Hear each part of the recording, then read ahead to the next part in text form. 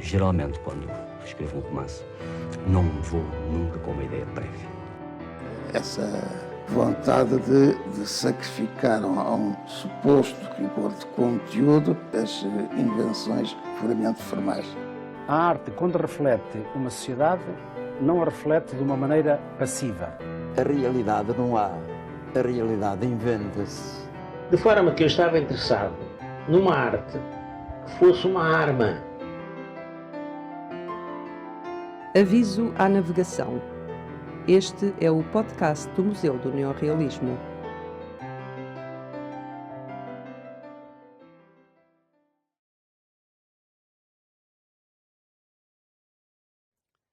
Neste podcast apresentamos a conversa com o cineasta João Botelho. João Botelho frequentou a Faculdade de Ciências da Universidade de Coimbra e a Faculdade de Engenharia da Universidade do Porto, tendo estudado cinema no Conservatório Nacional.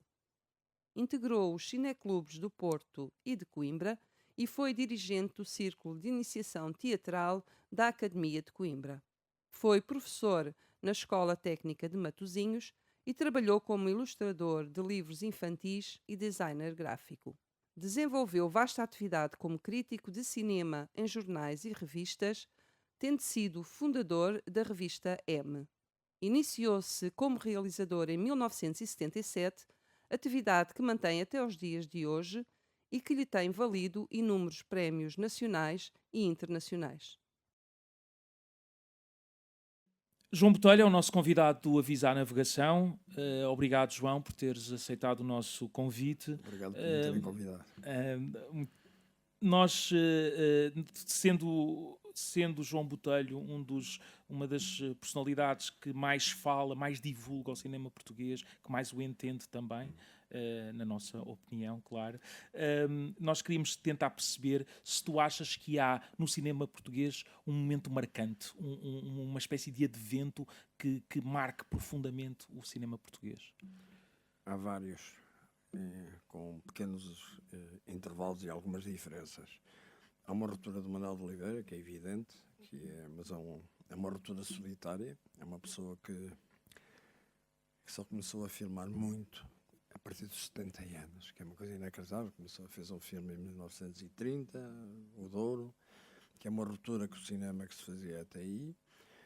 Fez uma ruptura em 42 com o Aniki Bobó, que também se fez, e anuncia estranhamente, antes do neorrealismo, um realismo romântico de crianças, mas um neorrealismo novo, diferente do cinema que se fazia em Portugal. Rompia profundamente com as comédias, com a ideia da comédia portuguesa, que não tinha interesse nenhum, e depois podemos falar nisso. Porque só dizer uma coisa, era um cinema do Estado, fascista, tinha pago, nunca foi rentável, ao contrário que as pessoas dizem, é rentável mais tarde, e que se baseava numa coisa que era engraçada em Portugal, que era o teatro-revista. Eram muito bons atores, mas o de cinema era zero. Ou seja, e o discurso era sempre porte-se bem na terra, que depois pode-se casar com o patrão, tudo assim, ou a tia que vem do Brasil deixa-me herança, não sei o que, era tudo assim. E era uma ideia eu nunca percebi o interesse cultural de frases como o Palermo, chapéus há muitos, ou viver isto tens cá, qual é o interesse? Zero. Não havia nenhuma ruptura, havia um cinema da consolação, e eu gosto de cinema de inquietação, o Oliveira é inquietação. Depois o Manel, só mais tarde, entre 42 e o terceiro filme que ele faz em 57, ou seja, 15 anos depois, que é o Pintor da Cidade, que é uma aguarela sobre o Douro. Depois tem algumas aventuras, como o Bota Primavera, o Pão, a Caça, que é um extraordinário filme violento, que foi censurado porque o Maneta morria, porque tinha a mão, etc. Mas a grande ruptura para mim do cinema, uma nova coisa, porque também aqui chega sempre um bocadinho tarde tudo, não é? A Guerra Colonial é o maior disparate de continuidade de uma coisa que era completamente imbecil e fora do tempo. Por exemplo, que eu tive a sorte que apanhei a crise de 69, mas já tinha acontecido em Berkeley em 68, em Paris em 68 e aqui chegou em 69. O 25 de Abril foi uma coisa tarde, mas foi a coisa mais fantástica que eu conheci. Mas a ruptura do cinema, eu acho que foram de uns miúdos que começaram a emigrar. Iam miúdos, já rapazes crescidos, o Paulo Rocha, o Seixas, o Fernando Lopes, etc. O Fernando Lopes é diferente, mas é uma aventura do Cunhateles, que muda o cinema, mas já havia o cinema novo brasileiro, já havia a novela vague francesa, é uma resposta quase portuguesa, mas tem uma particularidade que é um cinema nacional, é um modo de filmar diferente, poucos meios, mas mais do lado da poesia que da prosa, mais do lado da contemplação que da ação, mais do lado da composição, da luz e das sombras, e uma ideia de que o cinema é uma coisa diversa. E que tem a ver um bocado também como regressa à tradição cinematográfica, ao cinema mudo. Eu lembro do Griffith, que inventou uma espécie de gramática cinematográfica, e as pessoas filmavam com várias câmaras ao mesmo tempo, etc., do lado, sempre no eixo. E o Griffith inventou grandes planos, movimentos de câmara, etc., e disse uma frase, não tem, em 1914, portanto já passaram 100 e tal anos, que é: o falta ao cinema contemporâneo dele é filmar o vento nas árvores. Ou seja, o cinema não é uma coisa fechada, é uma coisa aberta. Há muitas coisas diferentes. O cinema não é uma coisa, são muitas. E eu digo sempre, o cinema para mim, esses filmes são, se quiseres, os Verdes Anos, depois o Mudar de Vida, o Belarmino, mesmo o Cerco, o Recado do Fonseca, etc. Há uma mudança completamente radical em relação ao cinema que se fazia. A comédia já tinha sido abandonada há muito, havia uns filmes tipo comerciais, mas também não davam dinheiro, que eram com meios musicais, Rapazes de Táxi, os Sarinhos de Fralda, os Sete Balas Especiais, este é mais engraçado, que é de um maluco. Mas são coisas precárias, são coisas, naquela altura eram pequenas aventuras, o Teles endividava-se normalmente, apanhava uns subsídios. Depois há um momento alto que se congrega, que há uns anos Gulbenkian. Ou seja, a Gulbenkian passou a subsidiar, ainda antes do 25 de Abril, o Centro Português de Cinema. Houve muitos conflitos aí, porque havia várias tendências, cinema mais comercial, cinema menos comercial, mas eu gostava de uma afirmação que é polémica, que é o mais comercial do cinema português de todos os tempos, o Sr. Manuel de Oliveira. E parece que não, mas é. Ou seja, não fazia muitos espectadores cá, mas fazia em muitas partes do mundo. Uma venda para um terceiro canal alemão equivale a 100 mil espectadores em Portugal.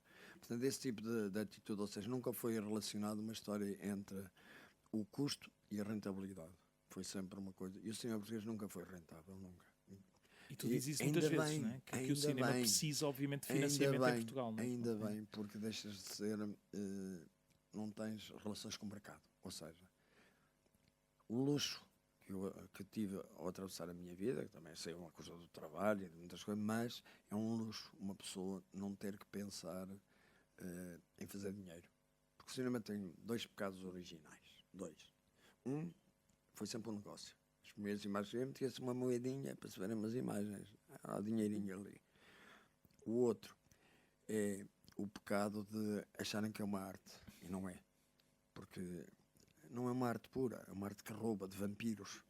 Vamos buscar à poesia, ao teatro, à música, e tentamos misturar coisas que vêm do outro lado.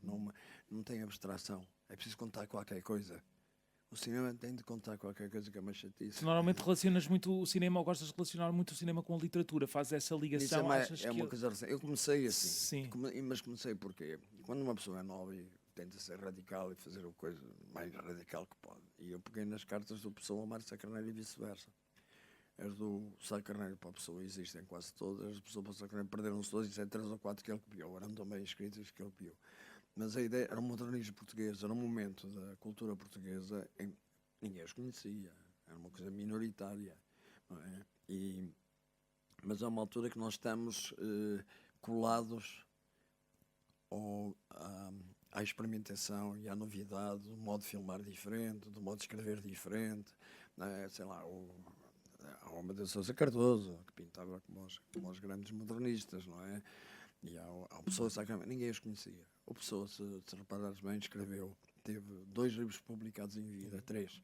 Os poemas em inglês, e a mensagem ganhou um 2º prémio.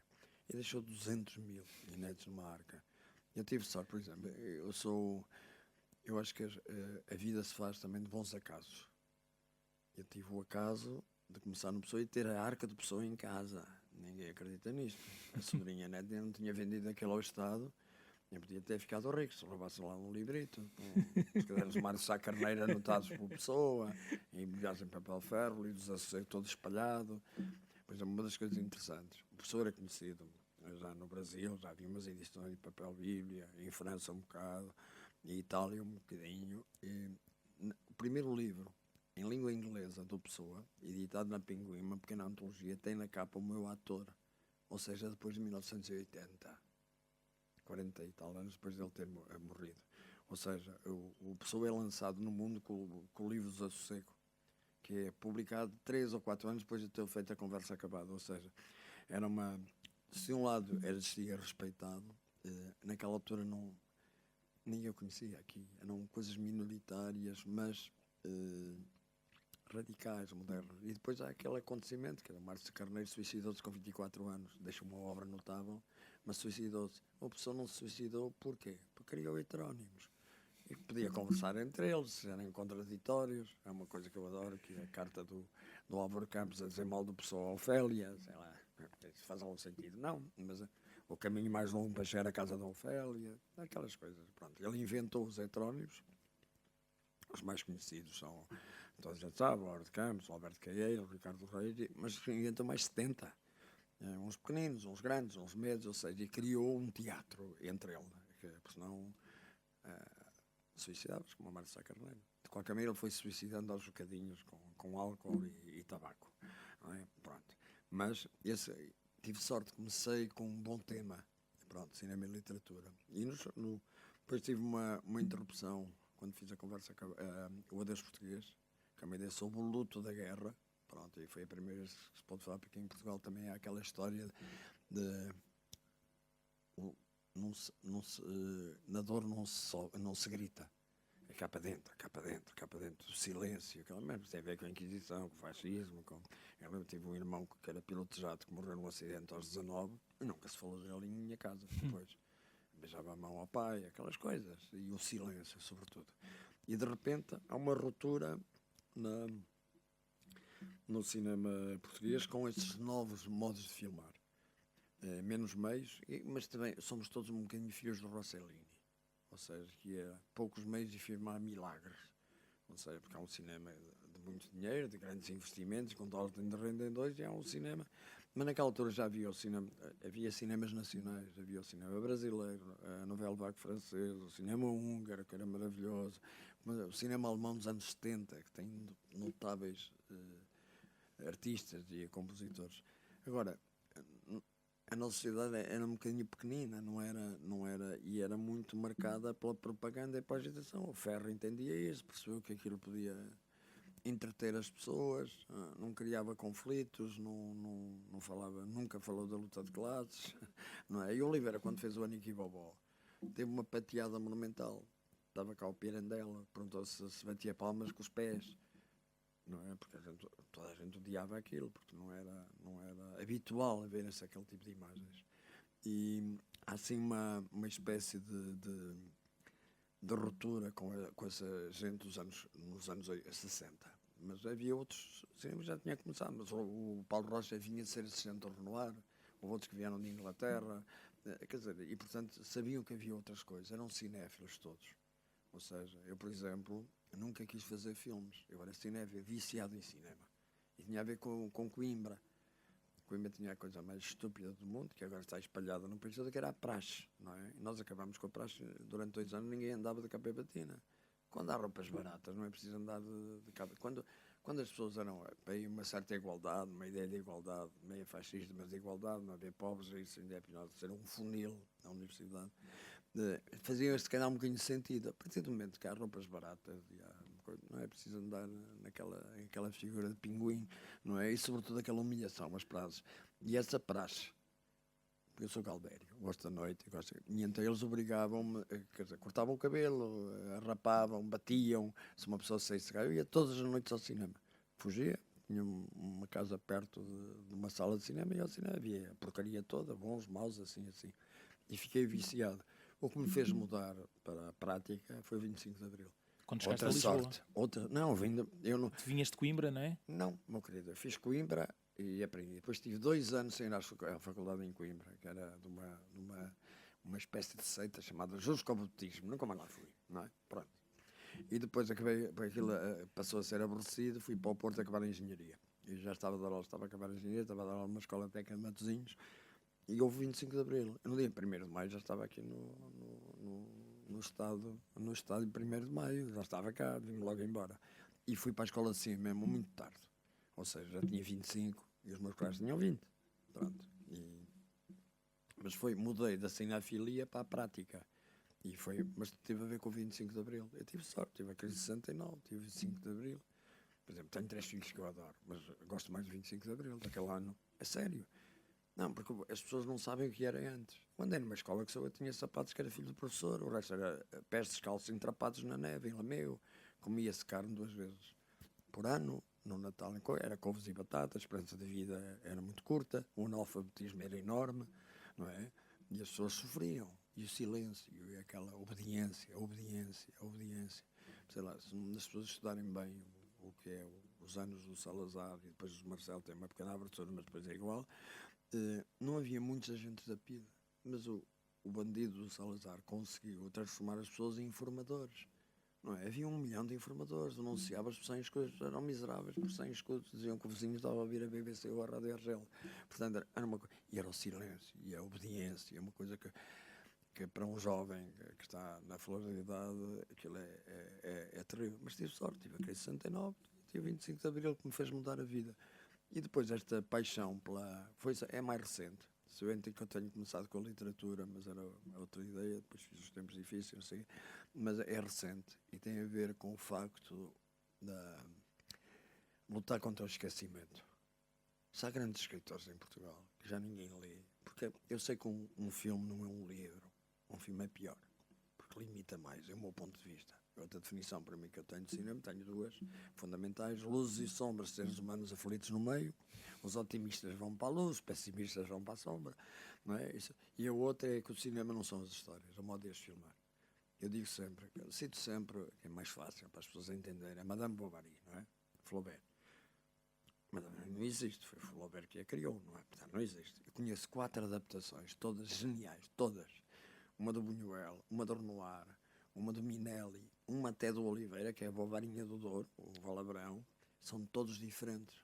Portanto, o cinema não é não são as histórias, é o modo de as filmar, é um ponto de vista. Isto aprendi, por exemplo, com o conservador reacionário Manuel Oliveira, que era um gênio, que disse: para cada situação só um ponto de vista, que é o teu. Eles deram um guião para ti, o mesmo, e para mim fazemos filmes diferentes, garanto-te. Portanto, o cinema é um modo de filmar, isso é uma das coisas. Luzes e sombras, seres humanos aflitos, e um modo de filmar. E isto ensinou-me a pegar em grandes escritores portugueses que estão um bocado esquecidos, não é? Alguns as pessoas deixaram de ler, e apeteceu-me dizer: eles escrevem melhor do que eu, não é? Porque é que eu escrevo, não é? E portanto, o cinema para mim são associações de ideias, não é um romance, sei lá, a Maria Eduarda nos Maias, ele descreve: sai casaco verde, sapatos castanhos, chapéu amarelo. Quantos amarelos imaginas quando estás a ler? Ali é o meu. É o meu azul, o meu amarelo, não sei o quê. Por exemplo, eu fiz uma coisa um bocadinho obscena, que é a Maria Eduarda, e devia ser uma boa zona. Eu fui buscar a pessoa mais delicada que encontrei, mais magrinha, para o incesto ser mais para o incesto ser mais violento. Ou seja, para ser uma violação de uma delicadeza. E depois o Essa é um gênio, porque é o primeiro romance daquela época no mundo inteiro em que não há castigo para a infração. Num país católico, não é? Normalmente o que é que acontecia? A incestuosa ia para o convento e o incestuoso dava um tiro na cabeça. Há bons exemplos em Itália disso. E, portanto, esta revolução do coisa que ninguém é castigado. O Carlos da Maia vai passear no mundo inteiro, e a Maria Eduarda vai se casar com um tipo qualquer e ter filhos e não sei o quê. Ou seja, isto na literatura portuguesa e em Portugal é uma revolução também. Pronto, isto é uma ruptura. Mas apeteceu-me, comecei com o Frei Luís de Sousa, do Garrete, não é? O Quem És Tu? Porquê? Porque naquela altura estava cheio de espanhóis, isto. A Avenida Liberdade, não. Lojas, bancos, tudo espanhol, não é? Quem é que é Portugal, não é? É a mesma coisa, de outra maneira. Isso, depois fiz a Corte do Norte, da Agostina, fiz o Diderot também, o Jacques do Fatalista, e depois fiz o Desassossego, fiz o Saramago, estou a fazer... Achas que há sempre uma contemporaneidade nessas porque, coisas? mas primeiro é um apelo à leitura. Eu digo-lhes sempre, quando andava a passar para os miúdos, e assim, isto não é o leiam, que é muito melhor do que isto. Agora, pode ser um incentivo, não é uma coisa para a preguiça. E eu não gosto de filmes que consolem, gosto de filmes que inquietam, não gosto da história da consolação do cinema, das pessoas. Eu detestava aqueles filmes dos anos 60, que eram os patrões, os vou para revoltar, matavam o patrão e a burguesia batia palmas e para casa ficava na mesma. Não, é preciso as pessoas ficarem inquietas e ficarem agitadas e mudar um bocadinho a vida das pessoas. E agora, é preciso dizer que isto que passa no ecrã é falso. O que é verdade, o que as pessoas sentem quando estão a ver. Um ecrã, eu filmo-te a ti hoje e filmo ao David daqui a um mês e juntos num 24 avos de segundo. Já matei, 20 personagens ou 30 nos meus filmes, tomo um café com eles. Portanto, é evidente que pode haver acidentes, mas aquilo é tudo falso. A ideia é que é verdadeira e o que sentem as pessoas é verdadeiro. Ou seja, o aborrecimento, o sono, a alegria, o choro, os que sentem quando veem, é verdade. Achas que essa verdade é trazida também pela visão que nós temos do momento que estamos a viver? Tu, para ti, é o 25 de Abril que te leva ao cinema, claro. Ao Paulo Rocha, certamente que foram outras coisas. O Verdes Anos é um filme que toca mesmo lá no nervo, claro, não é? Claro, e a ideia é tocar no nervo, dizer que isto não é... E que as pessoas são muito complexas, não são únicas. Eu gosto de um filósofo chinês, 1000 anos antes de Cristo, que dizia assim: se queres ficar iluminado, ouve todas as opiniões. Se queres ficar na escuridão, ouve só uma. E, portanto, esta ideia da complexidade, né, como o Sr. Cunhal, que vais ver hoje, hoje, um dia destes... No momento em que estamos a gravar, no dia em que estamos a gravar, vamos ver nos 5 dias, 5 noites, não é? Tem o lambaça a não receber o dinheiro do comunista. E diz, cada pessoa é um mundo, não é? Portanto, uma pessoa pode ser um herói, ser um bandido e ser um herói durante 10 minutos, pode ser um santo e ser um criminoso durante meia hora. Portanto, essa complexidade é preciso dar às pessoas. E dizem que isto é representação, que não é a vida. Não é esta coisa de agora. Hoje o cinema inquieta um bocado, porque são as histórias a mandar. E são histórias para a televisão. É o streaming. Os adultos ficaram em casa. Os miúdos vão para as salas, comem, bebem. Eu não sei fazer coisas para comer e beber. Não sei. Quem me dera, se calhar ficava rico, mas não sei. Aquela coisa de comer e beber. Eu lembro quando fui Os Maias, que foi um filme que teve uma digressão grande e muita gente. As pessoas mais adultas foram, porque ou conheciam Os Maias, ou achavam que o conhecia, e mandavam calar os miúdos. Não coma, não beba. Isso era uma boa coisa, uma espécie de sagração da sala escura e do pensamento. E nós o cinema português tem muito a ver com o tempo e pouco o movimento, com a composição e pouco a ação. Imagina um filme português, entras num assalto a um banco e diz, mas no ar, desata-se tudo a rir. Mas se deres hands-up, as pessoas acham bem, não é? Portanto, o código do nosso cinema é completamente diferente e original. O cinema não vai buscar isso, vai entender isso. Vai entender isso, vai entender uma coisa. E depois há Manuel Guimarães, os Saltimbancos, há o Dom Roberto, há coisas mesmo marginais, coisas pequenas que indicam uma mudança. E as pessoas estavam fartas das imagens do fascismo e começaram a mudar e a pensar outras coisas, e a dizer que isto é mais complexo do que as pessoas pensam, não é? E que é preciso lutar. O Manuel Guimarães foi uma daquelas personalidades, que foi vítima daquilo que tu há pouco falavas sobre o financiamento do cinema. Claro. Ele não tinha esse financiamento do Estado e endividou-se, etc., para conseguir fazer o filme. Foi à ruína por falta de financiamento. Depois o Aniki Bobó teve 15 anos sem filmar, nunca teve mais dinheiro do CNI e era amigo do António Lopes Ribeiro. Fazia umas coisinhas de publicidade, assim, mas ele não dava dinheiro. O Oliveira era um menino rico, cheio o pai tinha fábricas. É uma coisa muito engraçada que na história do cinema do Saldo dos anos 60 há 4 linhas sobre Oliveira, que é Nea Passamanarias. Passamanarias era a fábrica que ele tinha de nastros, não nasceu em Passamanarias, e realizei o pau e a caca, porque não tinham nem o til, nem a cedilha. Era tudo o que havia. Agora tem páginas e páginas, ou seja, porque conseguiu resistir à morte e à ideia de... Mas tem vezes coisa, não deixava, não teve financiamentos. O Oliveira começa a ter financiamentos outra vez com o dinheiro da Gulbenkian do Centro Português de Cinema. Fez o passado e o presente, contra muita gente, não queria, porque é uma comédia. Ele achava que era sério, não é uma comédia. E depois fez a Benilda ou a Virgem Mãe, não é? Estava a filmar, no 25 estava a filmar a Benilda ou a Virgem Mãe. Portanto, são coisas muito estranhas. Depois há a grande ruptura com o Amor de Perdição, que é do papelão às lágrimas, não é? E uma adaptação muito rigorosa do Camilo. Há a consagração com a Francisca. E há coisas muito estranhas. Por exemplo, uma altura que o Oliveira dizia já acabou, ele teve dinheiro para o último filme, que é As Memórias e Confissões ou A Visita, não é? Teve esse dinheiro, porque era o último. Acho que ainda era o Vasco Polido Valente, uma coisa qualquer que deu dinheiro. Porque é o último, vamos libertar do Oliveira. Só que depois teve sorte. Outro acaso bom, o Jacques Lang deu-lhe dinheiro para fazer o Moncá e o Claudel, que são obras-primas do cinema e diferentes de tudo. E a partir o Oliveira começou a carreira aos 70 e tal. É só que durou muito. Estavam sempre à espera que ele morresse e foi filmando.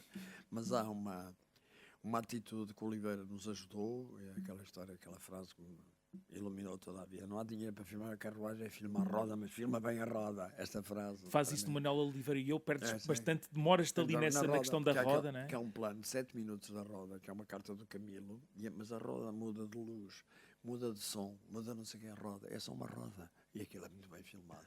E ele filmou aquilo com um espelho fora da câmara dentro e um espelho cá fora para ter aquela... Porque as rodas no cinema, por causa dos 24 dos fotogramas, naquela altura andam para trás. Nos filmes de cowboys, aquilo anda para... E então ele, para andar para a frente, fez com um espelho, filmou ao contrário. E depois, por exemplo, eu gosto do Ford, não é? Americano, puro e duro, não sei o quê, é culto. Mas se diz assim, eu só mexo a câmera quando mexem os cavalos, não distraio as pessoas. Aquela ideia da economia, da simplicidade e do com menos chegar ao mais e ter muitas camadas, não é? Mas aí ainda havia algum dinheiro. O caso de Portugal, por exemplo, a pergunta que eu te queria fazer aqui tem que ver com... nós podemos dizer que há um cinema neorrealista, é porque se o financiamento dali vinha do CNI não podia vir do CNI. Não podia vir do CNI, e, portanto, porque ninguém queria aquilo. A limitação era grande. E nesse sentido, nós podemos dizer que há no neorrealismo um momento em que o cinema assume uma posição grande ou... Era minoritário, muito. As pessoas adoravam aquela idioteira do teatro revista e da coisa, com muito bons atores. António Silva era um grande ator, havia atriz, o Vasco Santana, e havia outros, eram fantásticos. Mas era revista, eram piadinhas, trocadilhos, que somos bons naquilo, mas de cinema não havia nada. As únicas coisas de cinema aí, talvez seja o Continental Hotel, uma canção de Lisboa, ainda tem umas ideias de cinema, uns planos, porque é um arquiteto. Havia coisas do Bruno como é que chamava? Bruno do Canto, não? Bruno do Canto. O Jorge Bruno do Canto, exato. Tinha meia dúzia de coisas engraçadas, umas publicidades deles muito bem feitas, a Maria do Mar, a Nazaré, assim umas coisas do outro. Mas depois o dominante tinha de se respeitar a ideologia dominante e o salazarismo, percebes? Havia muitos filmes bons que não passavam cá. Mas havia uma coisa engraçada, por exemplo, no meu tempo também havia uma certa recência de cineclubes, coisas paralelas. Eles já não podiam controlar tudo. E víamos filmes no cineclubes. Eu lembro de ver Eisenstein no cineclube em Coimbra. Não é? E gosto daquela grandeza, na seguida ao 25, teve um ano, Coração Potemkin ali no... Mas também esteve... O último tango em Paris, era sexo e política. No último tango também esteve um ano, porque as pessoas nunca tinham visto aquilo. E, portanto, esse tipo de coisas, a liberdade que o 25 nos trouxe, aquela alegria, o abraço e o entusiasmo que houve, parecia a revolução. E é muito engraçado porque, quer na crise de Coimbra, quer no 25 a revolução começa sempre no estômago, na comida. Coração Potemkin é carne podre, não é? A crise de Coimbra, nós atirámos as bandejas da comida da cantina pelo ar. É a primeira organização coletiva onde eu estive metido. Percebes? E em Coimbra foi um bom exemplo para nós. Nós achamos isso. Havia um miúdo que adorava música, tinha dioptrias enormes, tinha um ouvido. Chegava um disco mais José, íamos 30 para casa dele ouvi-lo. líamos romances em voz alta uns para os outros. Ou seja, o nós era fora da faculdade, da universidade. Eu aprendi muito fora da universidade, nessa aprendizagem do coletivo. E hoje uma das coisas que me inquieta muito é o eu. O eu está a criar individualismos terríveis, isolamentos, autoritarismo, discursos autoritários, discursos de ódio, invenções, notícias falsas, porque o eu, para os dominados, é um modo de consumo. Como é que vês o cinema português hoje dentro dessa miúdos dinâmica? engraçados, há miúdos que têm ideias de cinema. Eu não gosto muito daqueles filmes que às vezes até nem são mal feitos, mas que são do eu. Os chamados filmes do bairro alto. Não é? Que Introspeção. Não, e falam dos problemas pessoais e não sei. Eu gosto dos problemas coletivos. É isso que os romances trazem. São coisas de nós. Não é? Apesar de ser escrito por um, não é? Não há nada melhor que nós que o Ano da Morte do Ricardo Reis. É um tratado sobre Portugal. Não é? E sobre a luta de classe, mesmo falando de artistas, não é? de pessoa e de heterónimos, não, está a falar das lutas, das desgraças, da censura, do escondimento, daquela sinistra chuva que está sempre a acompanhar o filme.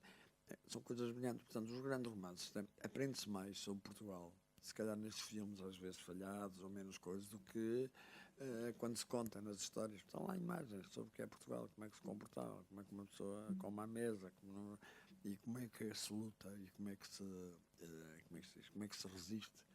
E portanto, há jovens muito engraçados, novos, que fazem filmes com algum cuidado.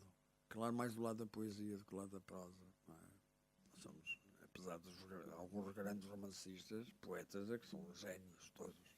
Não é? Porquê? Tivemos metade do mundo, não é? Depois foram perdendo tudo. A Espanha forte atrás. Café. Poemas. Não há romance. Não há. E hoje a poesia contemporânea ainda é grande em Portugal, os miúdos novos. E há cineastas novos que estão a fazer coisas dessas. Estão a fazer coisas sobre a composição, sobre a poesia, sobre o modo de filmar português. Uma espécie de poema visual, não é? Poema Sempre visual. Nós somos do lado da poesia, menos da prosa. Não somos da ação. Somos do tempo e do pensamento, mais que da ação. E do movimento. Somos do tempo e não do movimento. É aquela célebre livro do Deleuze sobre o tempo e o movimento. Nós somos do tempo. Porque o cinema não é uma coisa única. É um cinema dominante, não é? Como o cinema americano, não é? Agora, se tu imitas um filme americano, perdes tudo. Eu não sei fazer comédias espanholas nem policiais franceses. Sei fazer filmes portugueses. Porque sei o que é. Se filmar a minha rua, filmo melhor que Vila Franca, apesar de cá ter filmado para o Cunhal. Mas não é isso. Tem de se conhecer as coisas, saber o que é. Bem, quando eu fiz muitos documentários, a maior parte deles são encomendas, e tem a ver com encomenda. Eu adoro encomendas. Eles dão o tema e dão o dinheiro, os filmes baratos, não faz mal nenhum. Mas dei uma liberdade, que assim faço o que quiser. E, por exemplo, dei-me conta, quando ia fazer os documentários, que para fazer um grande documentário tens de viver com eles anos, estar lá, viver com eles. O que é que eu fazia? Elogiava o trabalho deles e a atitude deles, levando atores que ficavam baralhados com o que viam. Portanto, nem é documentário, nem é ficção, é cinema. É uma ideia de montar o I, que é a coisa que mais me entusiasma. Portanto, uma coisa e a outra. Se o realizador olhar para a sua realidade e para a complexidade da sua realidade, vai fazer cinema português, é isto? Cá em Portugal, sim. Sim. Todos aqueles tentaram fazer aquele cinema diferente e mais movimentado, mais comercial, entre aspas, não se passam de Badajoz. Porque eles fazem melhor, têm mais dinheiro. É outra coisa. O nosso é o Rossellini, a viagem à Itália. Meia dúzia de coisa, câmara à mão, coisa. Milagre. E tu choras naquele milagre que é todo falso, não é? Porque ele levou-nos a um caminho muito engraçado. E eu acho que todos estes cinemas novos, mesmo o francês, com o Dia França, são todos um bocado filhos do Rossellini. Daquela ideia, poucos meios, não são do Visconti, que também é um gênio. Não são do Fellini, são do Rossellini. Porque é aquela ideia de filmar com poucos meios e chegar a coisa. Por exemplo, eu não percebo, mas eu gosto mais do Ozu que do Mizoguchi. São dois génios. Mas a proximidade da família. Eu gosto mais do Ford que do Wells. Tem a ver com o ascetismo. não é? Gosto mais do Dreyer que do Bergman. Tem a ver com filmar o mínimo possível, porque não temos dinheiro para filmar o máximo. Mas não faz mal nenhum, porque pode-se filmar bem e pode-se entusiasmar as pessoas. O problema é que é preciso educá-las. Se tu deres a uma criança música clássica aos 4, 5 anos, ele fica melómano, garanteu. Se deres uma das coisas que a seguir ao Desassossego, eu lembro que andei à volta a Portugal, fiz 170 sessões para os alunos e depois para os pais à noite. Houve uma ideia de criar um plano nacional de cinema. Nunca funcionou. Ou seja, eram 50 filmes portugueses, porque somos muitos, pelo menos um de cada um, e 50 filmes da história do cinema. Mas nunca funcionou, porque houve uma resistência enorme dos professores a levarem os alunos. Mas agora isto já é tão barato. As projeções podem fazer nas aulas. Há professores de teatro, há professores de cinema. E educar isto.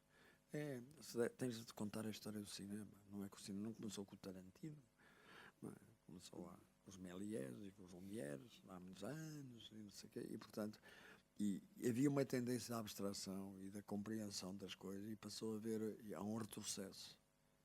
Aqueles filhos do Coppola ainda é um cineasta, mas os filhos, o Spielberg e o Lucas e coisas, começaram a fazer filmes infantil-juvenis, que também havia no meu tempo, mas não eram dominantes.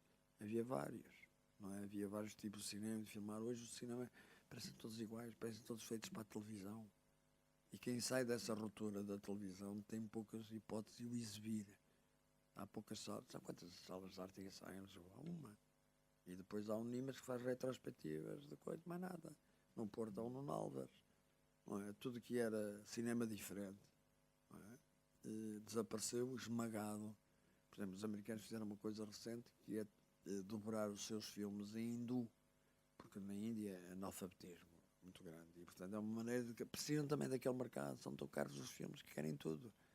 Pronto, são contrabalançados agora com as aventuras chinesas e não sei o quê, com os filmes não é, de grande movimentação, mas deixou de haver, portanto, o grande problema que nós deixamos de ir às salas, por exemplo, é festivais, cineclubes, exposições, e deixou de haver acesso às salas. Se parece que acontece um bocadinho com vários fenómenos culturais, mas com a música acontece isso, não é? Não é uma questão portuguesa, é uma questão do mundo. São sim. 85% das pessoas que vão ao cinema, que eu estive a ver isso nos estudos americanos, são miúdos até aos 18, 19 anos. A partir já não vão. Não, vêm em streaming, vêm no iPhone, vêm no computador, e os adultos vêm nos ecrãs de televisão. E há algumas histórias fantásticas, de bons argumentos, bons atores e não sei o quê, mas não tem a sagração da sala. Não tem a sala escura e o silêncio perante uma coisa estranha. Falando nisso, ao longo dos últimos meses tens andado a divulgar o teu filme O Jovem Cunhal, sobre a fase da juventude política e cultural artística de Álvaro Cunhal. E tens tido uma experiência muito interessante nesse sentido, não é? Porque tens tido muitas salas cheias, sempre com convite, não está no circuito. Não está no circuito, nem quero, porque são filmes que merecem o respeito. O que é que acontece? O que é que está a acontecer? Há uma coisa que eu queria dizer, não encomenda do partido. Isso foi uma minha vontade de homenagear os 100 anos de um partido que me ajudou muito e ajudou Portugal. Ele lutou muito pela liberdade deste país. E o Cunhal é um patriota. E o Jovem Cunhal é um gênio de uma coisa chamada coragem, que as pessoas têm pouca hoje. Enfrentou tudo. E é uma pessoa que até aos 30 e tal anos passou 13 na cadeia. Não é? Ainda não tinha coisa. 13, nunca falou. Tem coisas de... É um escritor precoce. É um desenhador precoce. Traduziu o Rei Lear, é das melhores traduções que há do Rei Lear, na cadeia com 2 dicionários da treta. E reconheceu que não era um operário, que é um filho adotivo do proletariado. E quis ser comunista aos 17 anos. E quer dizer, e inventou um modo de vida e um modo, sobretudo, de comportamento. Ou seja, aquele texto, A Superioridade Moral dos Comunistas, ou Se Fores Preso, Camarada, um texto notável. Fez aquela tese com os fascistas, até quando acabou a formatura, sob prisão, foi à universidade e defendeu o direito ao aborto das mulheres trabalhadoras, não é? E exibiu a legislação soviética dos anos 20 e teve 16, com um juro fascista. Portanto, é uma pessoa muito estranha e, sobretudo, uma coisa, foi o ideólogo do neorrealismo, não é? Aquela frase, os intelectuais do umbiguismo ficam para sempre, não é? Sim, o texto Isso, sobre o pá, José pode Reis. não ser um grande, grande escritor, mas é um bom escritor. Pode não ser um grande, mas foi sobretudo um grande homem. E com aquela juventude e ter aquela coragem e nunca ter falado e apanhar pancada e isolamentos e não sei o quê, um exemplo de coragem pode não ser pode ser para todos, para os jovens de hoje. Não é? E isso gosto. E como não foi uma encomenda, eu tive liberdade para fazer o que quis. Tive apoio. Existem já deixaram-me adaptar bocadinhos dos livros dele, mas não tive nenhum controle, que é a coisa maravilhosa. Uma pessoa fazer um filme sobre o Cunhal, tendo liberdade, é raro, não é? Porque normalmente seria controlado pelos intelectuais do partido. Não, me deixaram-me à vontade. E não, pá, isso é que uma pessoa tem de respeitar os temas. Como respeitei a Agostina, como respeitei o Saramago, ou seja, eu não reescrevo. Não é? Não se pode escrever, os americanos fazem isso, reescrevem os romances, eu não quero, corta-se e cola-se. Agora, não é todo, é aos bocados. Não é? Eu posso fazer um filme inteiro com uma página do filme do livro do Desassossego. Não, e é impossível fazer, não é não. Uma pessoa pode criar situações que sejam justas para aqueles textos. E quando houve muito tempo em que o som português não era muito aceitável. Eu não gosto se eu ouvir a minha voz gravada, não me reconheço, mas eu sei. Mas é porque a oralidade era brasileira aqui, eram as novelas. E depois houve uma oralidade também africana, porque nós somos muito corrompidos pelos outros, ainda bem, recebemos.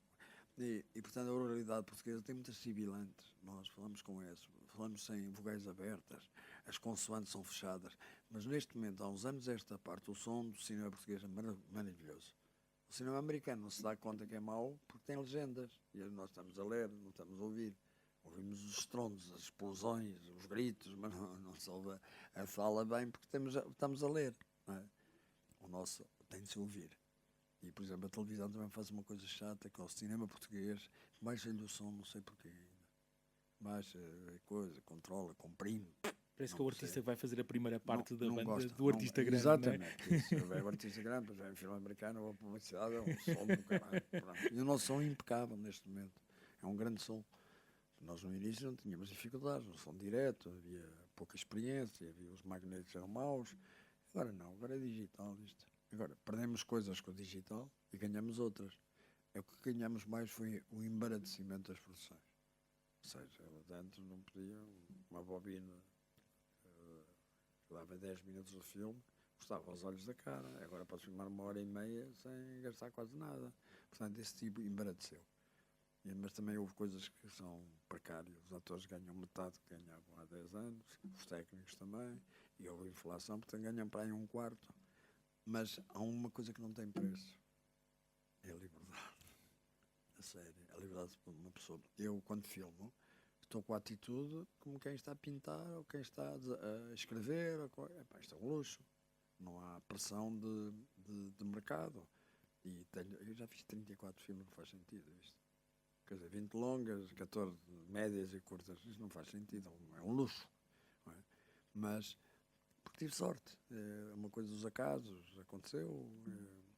Antes filmava de 5 em 5 anos, andamos todos a assinar essas bissextos, agora já filmo de 2 em 2, é assim a vida. Muito bem, João, foi um gosto ter-te aqui connosco no Avisar Navegação. Às vezes falo não me calmo, mas pronto, é o que sai. É o objetivo também do Avisar Navegação, é que o nosso protagonista seja o entrevistado. Muito obrigado pela tua visita e até breve. Até já.